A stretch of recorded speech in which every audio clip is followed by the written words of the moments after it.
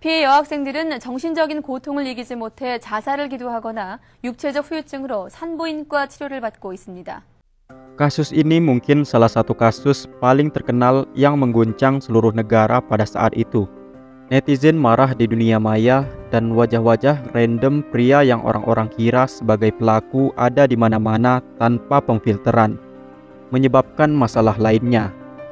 Kejadian mengejutkan ini menjadi inspirasi bagi banyak film dan drama Korea seperti Han Gong-ju pada tahun 2013 dan kasus pemerkosaan geng Inju dalam serial drama Signal. Mari kita bahas cerita dari kasus pemerkosaan geng Miryang. Pada bulan Juni 2003, seorang gadis berusia 14 tahun yang hanya dikenal sebagai Choi yang tinggal di kota Ulsan di provinsi Gyeongsang Selatan di Korea Selatan bertemu dengan seorang anak laki-laki SMA bermarga Park secara online. Mereka terus saling bertukar pesan selama beberapa waktu. Dan pada bulan Januari 2004, Park memintanya untuk datang ke tempatnya di Miryang. Karena penasaran tentang anak laki-laki ini, dia memutuskan untuk bertemu dengannya di sana. Ketika dia tiba di tempat itu, dia membujuknya masuk. Dia memukul kepalanya dari belakang dengan pipa besi dan dia pingsan. Anak laki-laki itu tidak sendirian. Dia bersama 11 anak laki-laki lainnya yang merupakan bagian dari geng remaja Miryang yang terkenal karena sering melakukan serangan dan mencuri uang dari sesama siswa di daerah tersebut. Ke-12 anak laki-laki tersebut menyeret Choi yang tidak sadarkan diri ke sebuah motel terdekat. Dan di sana mereka mulai memperkaosnya satu persatu. Mereka merekam kejadian ini dengan camcorder dan menggunakan teleponnya. Choi benar-benar tidak berdaya. Dia diancam oleh para anak laki-laki ini yang mengatakan bahwa mereka akan menyebarkan video pemerkosaannya di internet. Dia tidak bisa memberitahu siapapun tentang apa yang terjadi padanya. Hal ini berlanjut selama 1 tahun. Dia bahkan diperkaos di luar ruangan, di taman bermain dan di lapangan tenis. Dan dia disiksa secara brutal hanya untuk hiburan. Diketahui bahwa gadis muda ini bahkan disiksa secara seksual dengan menggunakan begitu banyak objek yang berbeda. Menurut polisi, dia diperkaos hingga 10 kali oleh 3 hingga 24 anak laki-laki SMA dalam setiap kejadian. Dengan setidaknya 44 anak laki-laki terlibat selama setahun. Gadis itu diperintahkan untuk membawa adik perempuannya yang berusia 13 tahun dan sepupunya yang berusia 16 tahun ke Miryang, di mana mereka juga dipukuli. Kemudian terungkap bahwa para pelaku mengunggah video-video pemerkosaan tersebut ke internet.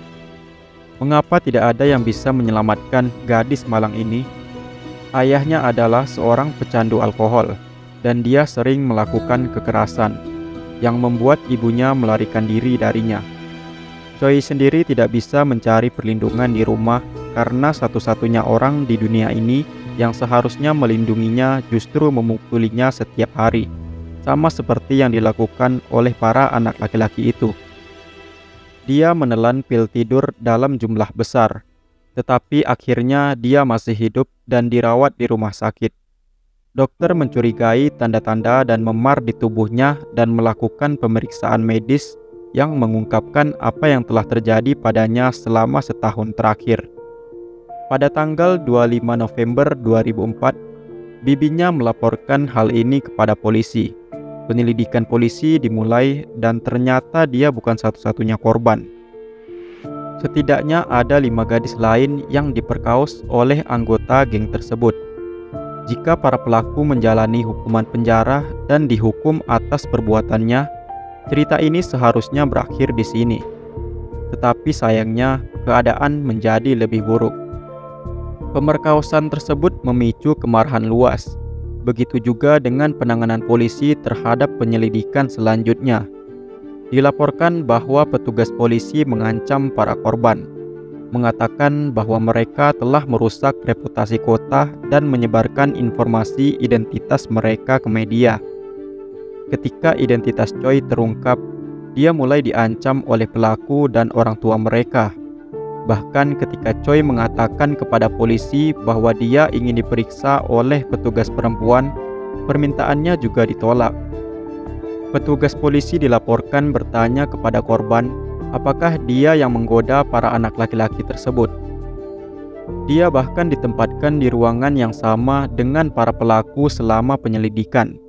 Dan polisi bertanya di hadapan Choi kepada setiap anak laki-laki apakah mereka telah melakukan pemerkosaan terhadapnya. Bagaimana polisi bisa begitu tidak peka? Benar-benar memalukan terhadap para korban. Bayangkan bagaimana perasaan gadis muda ini, merasa tersiksa, direndahkan oleh orang-orang ini, bahkan ayahnya. Meskipun dia adalah korban dan seharusnya masyarakat bisa melindunginya dari orang-orang jahat. Ia dalam kondisi fisik yang sangat buruk dan harus menjalani perawatan untuk waktu yang lama karena kerusakan yang dialami oleh tubuhnya. Dia juga mengalami ketidakstabilan mental dan mencoba mengakhiri hidupnya beberapa kali. Choi kemudian dikirim ke ruang rawat jiwa yang tertutup. Bahkan ketika dia berada di sana, ayahnya mengunjunginya bersama orang tua pelaku untuk memaksanya menyetujui penawaran damai sebesar 50 juta won. Dia juga dipaksa untuk menandatangani petisi yang meminta keringanan hukuman dalam kasus ini. Ayahnya dan kerabat dekatnya mengambil semua uang itu, dan tidak ada satu sen pun yang digunakan untuk pengobatan medisnya. Dia mencoba kembali ke sekolah dan melanjutkan kehidupan sekolahnya. Tetapi tidak ada sekolah yang mau menerima korban pemerkosaan. Hingga akhirnya ada sekolah yang mau menerimanya. Tetapi kemudian dia harus meninggalkan sekolah karena orang tua pelaku yang datang setiap hari ke sekolahnya untuk memintanya menandatangani petisi pembebasan bersyarat. Lalu apa yang terjadi pada 44 anak laki-laki yang terlibat? Jaksa mengirim sebagian besar terdakwa ke pengadilan anak atau menghentikan tuntutan. Hanya 10 orang yang secara resmi dituduh melakukan pemerkosaan, dengan jaksa yang meminta hukuman 2 hingga 4 tahun penjara dengan masa percobaan 3 tahun. Karena usia muda pelaku dan kenyataan bahwa beberapa di antaranya sudah diterima di perguruan tinggi atau bekerja, hakim menolak tuntutan bahkan terhadap 10 orang ini dan justru mengirim mereka ke pengadilan anak.